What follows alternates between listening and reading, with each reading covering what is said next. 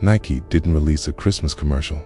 They fired a warning shot. Well, a young fan of Caitlin Clark just received what she's calling the best Christmas present ever. In just 60 seconds, the biggest names in sports lined up to challenge a 22-year-old woman to do the impossible, and she made it look effortless. But what most people missed wasn't the trick shots or the star-powered dot. It was the signal, a quiet declaration that the old rules of women's sports marketing are about to collapse. This wasn't about flash. It was strategy. Buried inside that ad is a roadmap to 2026, a blueprint that could turn Caitlin Clark into the most marketable female athlete on the planet and permanently reshape how global sports brands are built. This isn't a story about a contract or a campaign. It's about how one player forced an entire industry to confront what's possible. And once you understand what Nike is really doing here, it becomes clear this moment was never just advertising. It was the opening move of something much bigger. From an Iowa driveway that changed everything, 2 sold-out arenas wrapping city blocks with fans desperate for tickets. This is where the shift begins. A sold-out crowd in Evanston tonight for the Northwestern women's basketball game against the Iowa Hawkeyes. Before the records fell and rewrote the league's history, books stopped before Nike executives started quietly discussing signature shoe franchises capable of generating hundreds of millions of dollars. There was a driveway in Des Moines, Iowa, and a skinny kid who refused to come inside, no matter how many times her mother called her name, while other kids her age escaped the pond Midwest winters by playing video games or watching cartoons. Caitlin Clark stayed outside, night after night, shot after shot, until her fingers went numb and the ball felt heavier with every release. This wasn't a hobby. This wasn't recreation. It was something closer to obsession, taking root long before anyone around her understood what they were watching. Iowa cold is different. It doesn't just chill you. It cuts through layers, settles into your bones, and refuses to leave. Temperatures stay below freezing for months. Wind rips across flat farmland with nothing to slow it down. And still, she stood there, a young girl alone in a driveway, lodging jumper after jumper while her hands cracked and bled from the dry winter air. When her fingers went numb, she adjusted. When they hurt, she ignored it. Dinner calls came from the back door.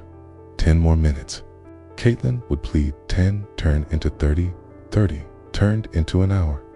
Food went cold on the table while she stayed outside, refining her release, her footwork, her range. Somewhere inside her, she understood something she couldn't yet explain. These shots weren't for the next game. They were for something much bigger, something she couldn't fully see yet, could feel. Still, the driveway wasn't perfect. The concrete was slanted.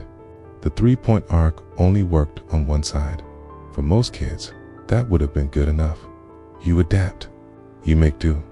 But Caitlin wasn't wired that way. Every time she looked at that incomplete arc, felt like a limitation in artificial ceiling on what she could become. And she couldn't ignore it. So she went to work on her father. Not once, not twice, constantly. Begging, arguing, relentless. She wanted the grass torn up on the other side of the driveway. More concrete poured. A full three-point line, no compromises. Her dad saw the fire in her eyes and understood something immediately. This wasn't a phase, and it wasn't going to stop. Eventually, he said yes, they did. Clark's dad, Brent, knew his daughter as early as 4 years old had a special skill. They did it together. Father and daughter tore up the lawn her mother had probably spent years maintaining. They mixed the concrete by hand, poured it themselves, smoothed it out just enough so the ball would bounce true. It wasn't professional. It wasn't pretty. But when they finished, Caitlin had exactly what she needed. A complete three-point arc in her own backyard. That driveway became her laboratory place where she could experiment with distance, angle, and release without an audience. No coaches. No limits. No one telling her what she should or shouldn't try. That Iowa driveway would become the birthplace of something that would eventually change women's basketball forever. What came next went against everything young players are taught. Conventional.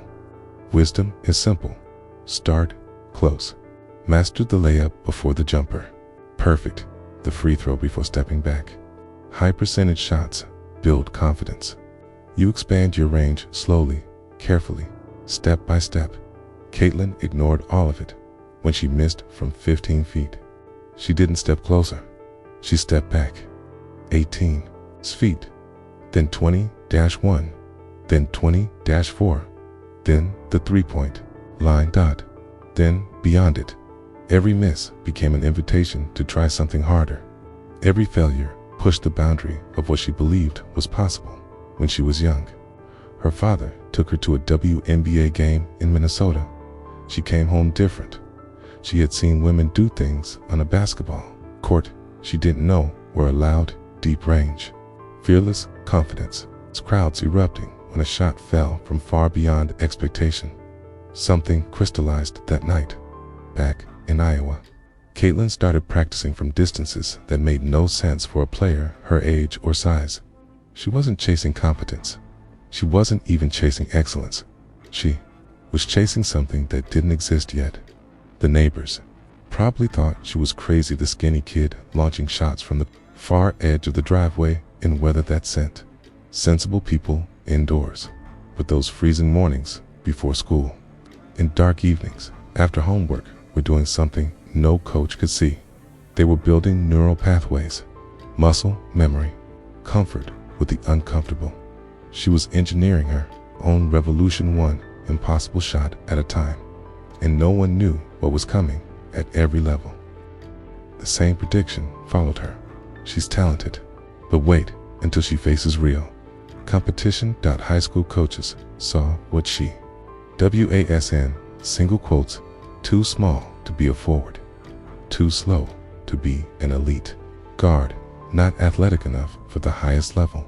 The scouting reports read like rejection letters. Limited ceiling, relies too heavily on range, won't translate against better defenders. The doubt followed her everywhere, whispered in hallways, typed into evaluations, repeated by people certain her game would collapse against bigger, faster, stronger players. But here's what they didn't understand. They thought doubt would discourage her. They had no idea it was fuel. Instead, doubt became the most powerful fuel she'd ever known. Every time someone told Caitlin she wouldn't survive the next level, she went back to the driveway and stepped even farther out. Rejection didn't break her. It gave her data. It told her exactly what people believed was impossible, and therefore exactly what she needed to dismantle. Her high school teammates watched in disbelief as she pulled up from spots most players wouldn't even consider. Shots coaches would label irresponsible, bad basketball. But Caitlin wasn't making bad decisions. She was redefining what a good shot even was. When college scouts first came to see her play, they didn't know what to make of it. This wasn't normal basketball. It didn't fit any template they were trained to evaluate.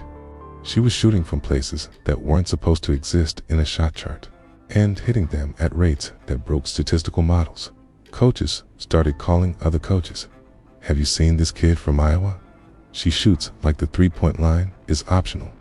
Programs that had passed on her early began circling back, suddenly interested, suddenly curious, suddenly worried they'd made a mistake. But Caitlin had already decided. Iowa was home. Iowa was the driveway. Iowa was where she built herself. The pattern repeated. At every transition point, and it still hasn't stopped. Analysts said her high school game wouldn't translate against Division I defenses. She shattered records. They said college success wouldn't hold up against professional athletes. WNBA scouts predicted elite defenders would erase her range, that the deep shooting would disappear against faster, stronger bodies. She kept pulling up anyway, from farther out, with more pressure on bigger stages, because by then, Caitlin Clark had learned something the sport itself was still catching up to. If you keep expanding the definition of what's possible long enough, eventually the game has no choice but to change around you. She generated $36 million in economic impact for Indianapolis while shattering 62 league records in a single season. And still, the criticism never changes. Wait until she faces better competition. Wait until the game speeds up. Wait until she plays real athletes. Caitlin's response never changes either. She just keeps making shots from distances that turned out into silence. The commercial that revealed everything. Nike doesn't release commercials on Christmas Day by accident. That's the most valuable real estate in advertising, reserved for their biggest moments and their most important athletes. When Nike chose December 25th to unveil the From Anywhere campaign featuring Caitlin Clark, they weren't celebrating a hot season. They were declaring hierarchy. This wasn't a women's basketball ad. This was a Nike ad, full stop. The kind of treatment historically reserved for LeBron James, Michael Jordan, and the rare few who transcend their sport and become cultural infrastructure. Nike wasn't asking whether Caitlin belonged. They were telling you she already does. Watch the commercial again, this time for structure, not spectacle. Travis Kelce questions her range. She drains the shot. No debate, no explanation, just proof. That rhythm repeats again and again. Challenge, answer. The message isn't subtle. Everyone gets their turn to doubt her, and everyone loses. Nike isn't building a campaign around what Caitlin might become. They're building it around what she already is. And once you see that, the ad stops looking like marketing and starts looking like positioning for the next decade of global sports culture.